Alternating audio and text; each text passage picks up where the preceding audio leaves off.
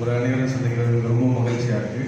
ஊழியர் சபையாளர் ஸ்தோத்திரம்.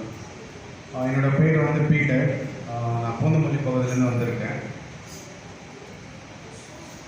சத்தியத்தை அறியுங்கள், சத்தியம் உங்களை விடுதலாகும். இது வந்து எனக்கு ரொம்ப லேட்டாக தெரிஞ்சதுன்னா நான் கொஞ்சம் இருளில் இருந்தேன். இஸ்ரவேல் ஜனங்கள் எப்படி இருளில் இருந்தாங்களோ, அநேக பாடுகள் அவர்களுக்கு தேவன் அறிகிற அறிவு இல்லாமல் அநேக பாடுகள் அவங்களுக்கு ரொம்ப இருளில் தள்ளப்பட்டு அநேக கஷ்டங்கள், துன்பங்கள், வாழ்க்கையில் ஒரு சமாதானம் இல்லாத வாழ்க்கையை நான் வாழ்ந்து கொண்டு இருந்தேன்.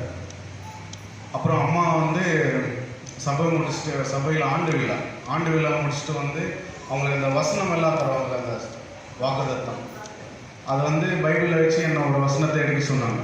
எடுத்தால் அதில் எனக்கு வசனம் வந்தது. ஆமோஸ் அதிகாரத்தில் 4ஆம் அதிகாரத்தில் 12ஆம் வசனம். இஸ்ரவேலரே, இதன் பிரகாரம் உனக்கு நான் சொன்னதுபடி செய்வேன். உன் தேவனாய கர்த்தரை சந்தித்தபடி ஆயத்தப்படும் அப்படின்னு. இந்த வசனம் உண்மையிலே என் வாழ்க்கையை வந்து ஸ்டார்டிங் பாயிண்ட். அது அந்த வசனம் வந்த பிறகு தான் எனக்கு சத்தியம் வந்தது. சத்தியம் வந்த பிறகு செகண்ட் டர்னிங் பாயிண்ட். அது டர்னிங் பாயிண்ட் வந்ததும் எனக்கு சத்தியத்தை அறியும் போது தான் எனக்கு எல்லாமே வெளிச்சமாக தெரியுது. நான் எப்படி இருந்தேன், இதுக்கு முன்னாடி வாழ்க்கையில் எப்படி கஷ்டப்பட்டு இருந்தேன், ஏன் அதை நான் அப்படியே ஹேண்டில் பண்ணல, இந்த மாதிரி அநேக விஷயத்தில் இப்போ நான் முன்குறித்து நான் வந்து எந்த ஒரு காரியமாக இருந்தாலும் நான் ஃபேஸ் பண்ணுறதுக்கு நான் ரெடியாக இருக்கேன்.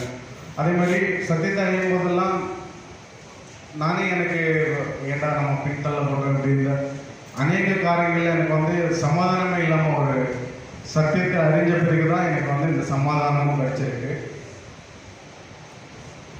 அதே மாதிரி அநேக காரியங்களை வந்து தேவன் வந்து முன்குறித்து வீட்லேயும் சரி சமாதானமாக நடத்திட்டு வந்துட்டுருக்காரு. எனக்காகவும் என் குடும்பத்துக்காக செய்யணும். மேலும் சத்தியத்தில் நான் வளர எனக்காக செய்ய எல்லாருமே. தேங்க்யூ.